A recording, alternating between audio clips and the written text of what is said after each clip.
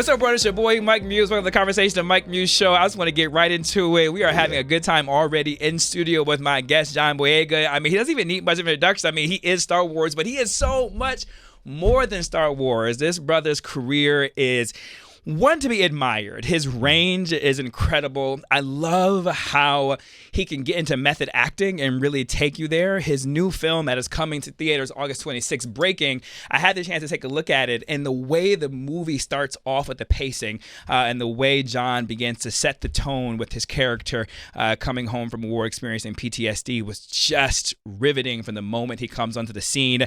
And folks, it's natural because the moment I entered this room, it just became a party. This guy is a natural at life. Ladies and gentlemen, the incredible John Boyega. What's happening, man? Love, man. What's happening? You good? It's good to see you. Man, I'm blessed to be here, man. Congratulations on everything. No, thank you, bro.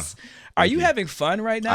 I am. And I'm in appreciative mode. I'm 30 now, just turned 30 as well. So this happening at this time simultaneously, it just all feels good. It does. Great. Yeah. It looks like on the energy, and when I see you on Instagram and social media and the magazines, like all these, I don't know him, but you would think I have met this man in my entire life. But like, this felt such familiar energy. Yeah. But see, you know, John, it's about your smile. You can tell a lot by a person's smile, and when you smile, it looks authentic. Yeah, no, I'm not gonna be smiling unless I feel that way. You know, I stopped doing that. You know, when the first year of this industry, first year of the industry, you're like. All the time, but you know, it's genuine happy moments for me. Yeah, I'm living life. I have a balance that I'm okay with right now. Yeah, nothing is perfect, but I feel like it's heading in the right direction. I love how you said nothing is perfect. Yeah, nothing is. I believe that you can be, because I'm living my best life right now, but I believe I can be honest with it, and even in moments when I'm tired. Yeah. Right? When I'm exhausted. Those moments actually exist within it, you know. Yeah. Everything's going great.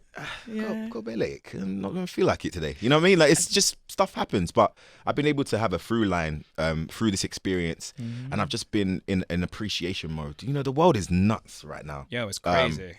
It's crazy. So I'm just thankful. But I think when you bring that authenticity, it allows that genuineness of a smile. Yeah. Like, when you can recognize, like, my career is amazing. Yeah. Life is going great. Yeah. You know, I'm hitting my benchmarkers. benchmarkers. Train my mind to be also much more aware to that. You know? Be appreciative, man. Freaking, you know, always concentrating on the negatives. You know, like, we know what the problem is. Can you tell us what's going on that's great? Exactly. And those are the kind of conversations I have with myself, and maybe that's why I've seen a good smile. That's good. Yeah. But yo, we have to talk to ourselves. I talk to myself all the time, man. I have to. Look, if I let this carnal mind take control, I don't know. You know, I don't feel like I can achieve the best I can. So yeah, you got to talk to yourself. Do you celebrate yourself, John? Yes. I know. Talk to me about celebrating yourself. What does that mean for you? So I first started celebrating myself when I didn't have any money and was still coming up. I was still an upcoming actor. And it was important to me to celebrate the small little wins that I had, the small little goals that I set up in front of myself, be a part of a local play, get cast in this improv group, get into this drama school. So those little things that normally the industry sees as this is what you need to get in the industry. I saw it as let me pat myself on the back. Let me pat myself on the back. And through that, I've been able to maintain motivation over a long amount of time. Because I think that's what the problem can be, the consistency of it. And through just giving myself praise for the small wins, it prepares me for the big wins. So I've just been, man, everything I do that's good, I'm like, just a little pat. Obviously, don't moisturize it with cream. Don't do too much. Because you still need to. No shea butter. Yeah, no shea butter. It's dry rub. Yes. But you still need to go somewhere. But it's, you know, just giving you that motivation to just go, you're doing well, you know, keep it up. I was wondering about that because I guess I'm centering what I'm sensing right now from you is just the energy of joy. I guess that's what I'm you know what? I'm thank the Lord Jesus for that, because I done my men's health as well, and the journalist there was just like, there's joy there. And you know, obviously, surrounding you. I can't explain everything, you know, but I can say that I'm loved and I'm loving in the right way. So maybe that's what everyone's seeing. But I think that's it, though, and I think that's why I asked you, do you celebrate yourself? And I think there's a lesson there for our audience who may not be on the cover of Men's Health. I'm not there yet. Got a little more push-ups to do. No, we all right. But, but it's all about loving yourself, because I don't care what industry you're in. Media and entertainment is exceptionally cruel. Corporate America can be cruel. Yes, like starting your own business can be cruel. Healthcare industry can be cool. Being a stay-at-home mom or dad, you know, can be really tough and challenging. And John, I know when I started out, I was like this person who was on the trajectory to become a U.S. senator. Like family and friends and community thought that was what I was going to do. Right. And then once I decided to get into the media entertainment industry, I immediately became this black sheep. And so I went, John, from being applauded and celebrated, right, on a daily basis. I can be honest, I wouldn't say daily, but with some consistency, to being doubted and being talked about. That's what you want to do? Exactly. So I would do, John, is I would celebrate the small victories. Yeah, and so you got to, and you got to understand that sometimes you're going to be, a lot of the time, you're going to be celebrating by yourself. And guess what? I don't think it's the job of the people around you to always be a source of motivation. Let's just fixate of trying to build that up within ourselves. And then hopefully we get support. But I'm sure now they get it. Oh yeah. Yeah. And that's what's great. It's not aha, I told you so. It's I showed you so. And that's what it is, but it's more so for me, John. Like I'm almost proud of I say this all the time, I'm proud of myself for not giving up on myself. Yeah. Word to Snoop Dogg. Right? I'm proud of me. Yeah, I'm proud of me. Yeah. There was a time I wanted to pack up and leave New York City. And maybe just push the restart when it really wasn't working, right? It's not what it is. And so I'm wondering, do you have traditions, John? So for me, my celebration, my wins is just take myself out just to get a cheeseburger. Yeah. I have it alone time with me. Do you have that thing for you? Yeah, I go back to the system I used to have back in the day. Just go out, buy a bunch of movies, buy some Chinese food from my local hood spot. I love. Shout out to what's it called? I forgot you lot's name, but you lot in Brixton. Shout out to you lot. Yeah. The chili oil's dope. Can I be honest with you, John? There is something. I just took a trip to Italy. And we was there. We were out, and this restaurant, for whatever reason, served some ketchup from London in the UK. You guys have the best ketchup. Oh yeah, I just want to say, but I thought it doesn't have nothing on Heinz. I thought Heinz, but no. Heinz is like a. There's one called Wilkinson or Wilson and Sons. Oh, see, that's a class thing. Is that? Yeah. Oh, it is. I'm really? from Peckham. Yeah, I'm from Peckham. we mess with the Heinz just like you guys. So you need to let me know what ketchup this is. Yo, I'm gonna take. I have a picture of it. I'm one of those. It's that good. I'm such a. I've consumed so basic because I'm like, if I don't see that logo, I don't even think it's legit. It was good. John, you understand. Like we actually, I hate to admit it, but we actually stole the samples of the ketchup. I don't blame you because when you know a sauce us. is good, they put so much effort into drawing that one little fruit or veg. Like, they probably put some outlining on the tomato It's and a then had the bottle. Nice, italic font. Yeah, I've been to Amazon. That's how they It's expensive bottles. It's about $24. I gotta be honest with you. Yeah, so it must be premium. See, I need to step it up, man. For Christmas, I'm gonna get you. I know I'm getting you for Christmas. Exactly. A bottle of ketchup. Yeah, no. I'm with it. But John, if we could just talk about, let's keep this moving in terms of joy and celebrating yourself, because I can't imagine what it's like to be the head of a franchise like Star Wars, right? And then so once you become that, right? How then do you continuously tell yourself, I can do this, I can move forward, I can keep hitting these grand slams? Because I would assume for most actors, that is the pinnacle. Right? But like for you keep going and you keep delivering and you keep hitting grand slams. Audience, this movie Breaking, it is a grand slam. And so how do you mentally tell yourself not to get consumed about this pinnacle, but to stay hungry? Because I think as a black actor, you're almost in a position to stay hungry because through the process, you do know as a reality that this could go. This could go any minute. And for me, it's something a lot of our greats have spoken about, a lot of the OGs have spoken about in their careers, dealing with you're at the point of success, but is it success for you though? You're in a big franchise, but is that for your particular goals and your particular wants? And I think for me, it was the most amazing stepping stone. And I will always say Star Wars has given me such amazing opportunities, but it wasn't the opportunity to remain at Star Wars. It was the opportunity to get other opportunities like what you're seeing, this year, Breaking, The Woman King, They Clone Tyrone. It's to be able to do that. A lot of actors say, I'll do one for them and I'll do one for me. So I'll do the franchise and make the money, keep the wife at home happy, keep the electricity on. And then I'll do one for me. I do a Breaking, I do a Half of Yellow Sun, I do a Detroit.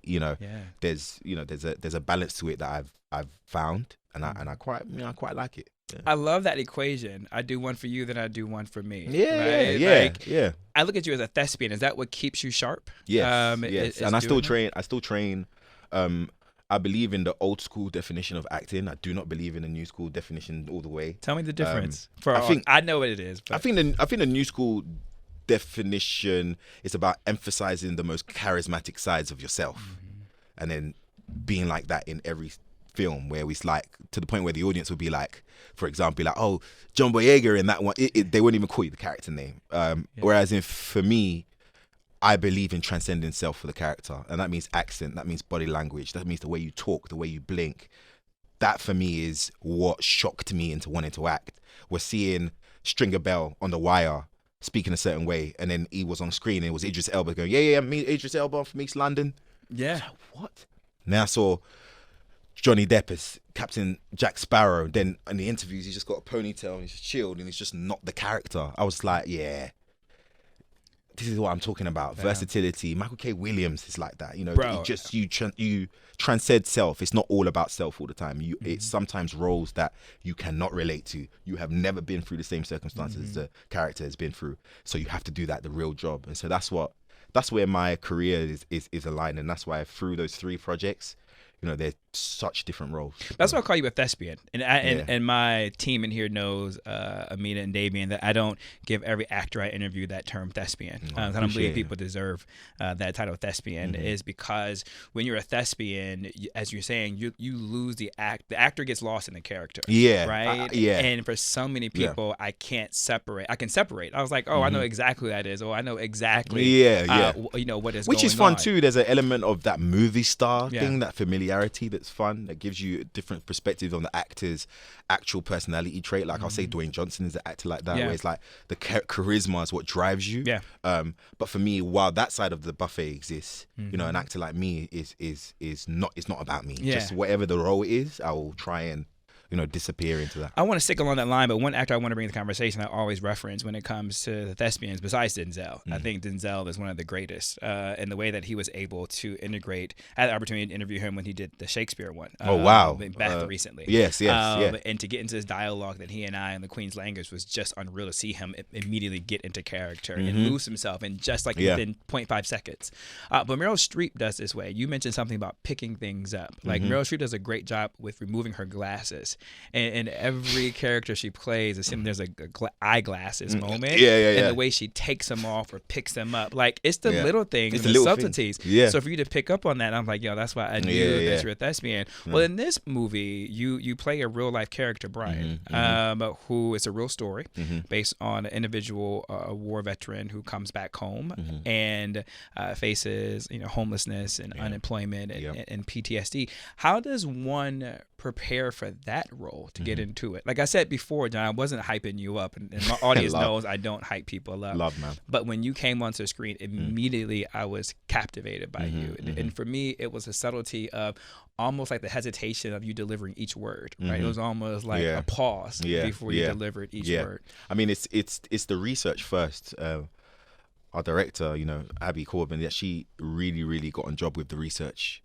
She had a lot of the files concerning the case, a lot of documentation concerning Brian's personal life. We had access to certain family members who could come in and give us some details. His ex-wife Jessica was just like, you know, Brian had a subtle voice, just this voice that is peaceful, but at the same time has a quiet strength. So in knowing those details, you add that to the character, and then it's the amazing script. You go in there and you just try and learn as much as possible about the character, learn about the other characters, so that you're prepared, you know, with the words and with the intention. And then, you know, for us, because we only had a 2-week turnaround time, by the way. No way. To prep for this, it was. Whoa. I was in New Orleans or something else, and then, you know, as indies go, Jonathan Majors was attached, then he had to go and do something else, so then I stepped in. So there was, you know, there wasn't a lot of time. So within that, we done like a crash course. Whoa. which normally would be rehearsals, read through. I would normally have met, you know, Nicole Beeri and Selena. So I would have met them prior to being on set. But on this one, we had to just hit the ground running. And I appreciate that process. I grew as an actor, and it was just crazy. I was about to say, because when you look at those type of war veterans, their life, unfortunately, due to our system not taking care of the vets the way that we should, their life can be scattered, right? And their life can be inconsistent, and there's such uncertainty about their lives, right? And so I think having an uncertainty about the filming process only it worked mirrors. well, but also not knowing Nicole and not knowing Selena. So walking into that bank and him looking down and he has a bag on his shoulder.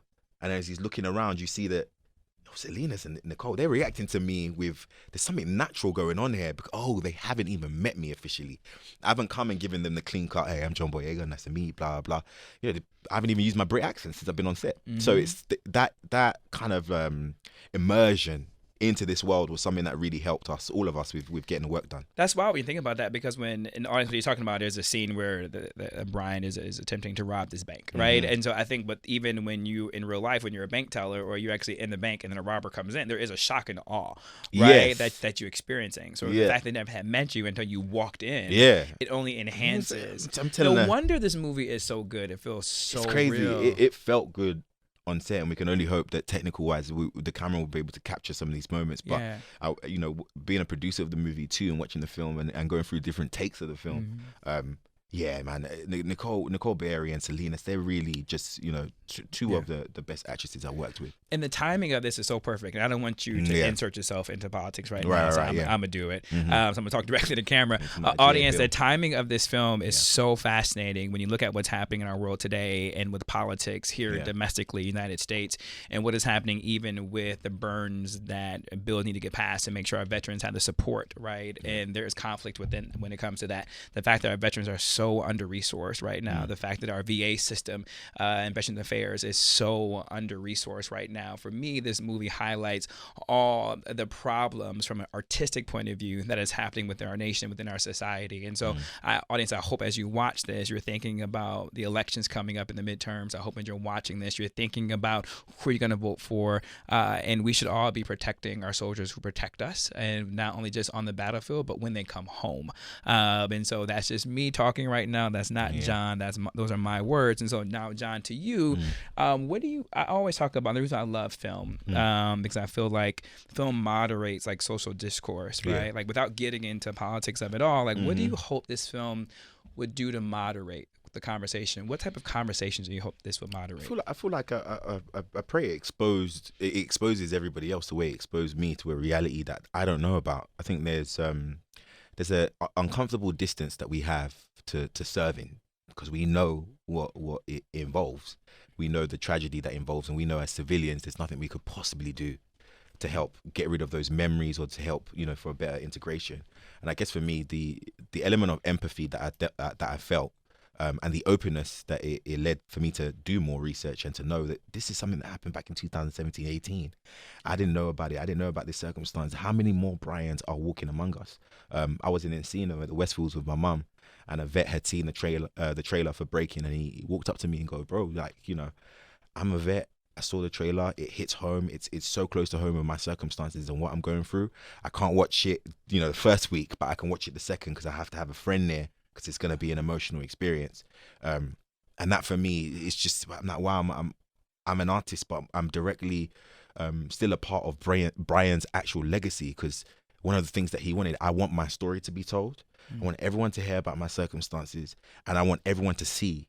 I want everyone to see what's happening to me and what's happening here, which reflects on so many other people from all walks of life who have been in the same situation. So to be kind of like the part of Brian's legacy as well, that yo, bro, if you was here, I'd be like, got your movie done. That news is out there. Yeah, it's something that is just so special, about this. I'm curious about this then, John, because we've already established that you are a thespian. And we talked about that. And so with thespians, I'm also too very mindful that you guys are just the custodians of the character, but with something that is so real, such as this character. But Brian's a real person, but Brian represents so many other millions of other real people. Yes. Does that stick with you, or are you able to let it go? Nah, it sticks with you. It sticks with you. It sticks with you because of the timing. I mean, what was it, a few months after shooting is when the conversations around that bill started bubbling up. Yeah. And we actually had to talk about it. Babby sent us the news, and her dad, as a vet, is directly involved in those situations, and is a direct person that has been at war, who has served and who's come back and not necessarily been met with the right support. So to know that it was so close to home, I was like, yeah, I'm going to continuously keep my ear, to the ground. And I'm noticing so many things now. I noticed the homeless vet now. You know what I mean? I'm like, just specifically now, it's not just like homeless people. It's the vet, and I'm noticing that path and how tragic that is, because Lord knows if I put my life on the line, if I experienced something and I came back to a world that couldn't even get me back into a system that suits, you know, where I'm at mentally, then I don't know what I would do. And to know that people face that, it's kind of sad to me. You know what I mean? It's like that's a real big bummer. And to know that even Brian's family have not received the $892 that, you know, Brian was trying to get it makes you kind of aware that this is something continuing. Yeah. And it actually humanizes those who do criminal activities, yeah, right? Like there's some criminal activities that just are unjustified. Some criminal activities where we know it's fine, but there are some where people, and in Brian's case, is acting out of desperation, right? And when you learn and understand that from an empathy perspective, you can understand why. But then you want to work on how can I change the system to make sure that that's not happening, because as you're saying, there's a cost to their service. Right? Yeah, it's a cost. It's an emotional cost. It's a mental cost that you don't know about. Yeah, you don't know about it. You don't. I've never been front line of a war. I've never even seen a man, you know, I've never been into any like military organized. Well, I did cadets for a few years. Shout out to the cadets and that. But I've never been in the front lines and the extremes that these people always have to numb down their natural human instincts to face. Yeah. And in that, coming back, there's gonna be some severe differences. And I think what a lot of us do when we are practicing, you know, a form of empathy or perspective, we make that person us and go, well, if I was in that nah, you gotta understand the details, be so nuanced, and understand what has led to some of these extreme choices. And Brian is such a unique case, but something that I definitely feel like people should know about. And we don't have time to really touch on this piece as well, but even like the race dynamic at play. With Brian being black, obviously you're black, and the difference that a lot of black American soldiers face when they come back. And I mean, John, you're a study of history, I know. So even for us, it goes back, as you know, to the GI Bill, right? That was passed that allowed a lot of whites to get into middle class due to home mortgages. The GI Bill, college education for free through the GI Bill, but pension all sorted. But blacks couldn't get it because of discrimination with housing and mortgages, and because of discrimination associated with college. And so you see the separation, but yet to your point, you're on the front lines and you come home and you can't. So it's almost you're becoming re-traumatized. Right? You get re-traumatized. It doesn't feel like a healing process at all. And then imagine a lot of the times, Brian specifically, you come back to a life that is, you know, has way less value than the life that you left behind in the first place, just because of your time away. I have so many more questions I want to ask you, but I just want to save it then for next time you come back, because I know you have some more movies coming down the pipeline. I want to let you know you have a home here, the Mike Muse Show. But before I do, my audience, we are very aware of global issues. I stress global issues a lot, and I don't want you getting into it. But in the UK, without getting into specifics, but does the UK have a vet challenge and deficit as well in terms of how they support their vets, or do you think this is something uniquely to the U.S.? I don't think there's anything. I think there's some unique elements to the U.S., especially geographically being bigger. I mean, I don't know. I study on armies. I'm just into military stuff. I didn't know that. You're American Army. You lot got all the toys, man. Yeah, we do. Yo, we have a lot of toys. You lot are spending this money. So bro, we're in the billions with the budget for toys. Obviously, the commitment. There's a difference there. But as you know, we've been strong allies, both countries for a while. I'm sorry, John, I don't want to get into. Yes, I'm asking about like services when they come back. When they come back, yeah. Sorry it's the same. It's the same circumstances, situation. Yeah, same challenges that I've heard personally. Even in doing this movie, I had a close friend who's actually served in the UK. That was just kind of like, I would never ever serve a Western world again. And I had to get back into that. Why? You know, what is that? And you know, his perspective. I heard so many different perspectives from people in the UK as well as the States, which is kind of, I didn't know that would be the case. I thought in the UK it'd be a bit more chill. But there's some vets there can actually say that we haven't been given the best support coming back in. So hearing you say that, it makes me realize that there's a human condition at play in how we value service as a society, as in the human race. Yes. And I think that's something that we need to be. When I've been walking, I've been having people from all different backgrounds come up to me watching this trailer, speaking about the same issue. And it's definitely taught me a lot and opened me up to that. Well, thank you, John, for being such an incredible thespian. And just to end on the light note, if we can, on an uptick. This has been an amazing conversation. Nah, I thoroughly have enjoyed it. One uptick, what is the funnest thing you have done so far this summer? Could be anything. I went to Everyday People in LA for the first time. DJ That Moma. was lit. Yeah. That was, oh man, I've known Moma for years. I had such a good time. Good. Yeah. That's a highlight. Yeah, that's a highlight, right? Yeah. That's Moma stuff. used to DJ my birthday parties here in New York before we both ascended to where we are right now. I had such a good time. So, more wins and more positive moments for both of us. Yeah.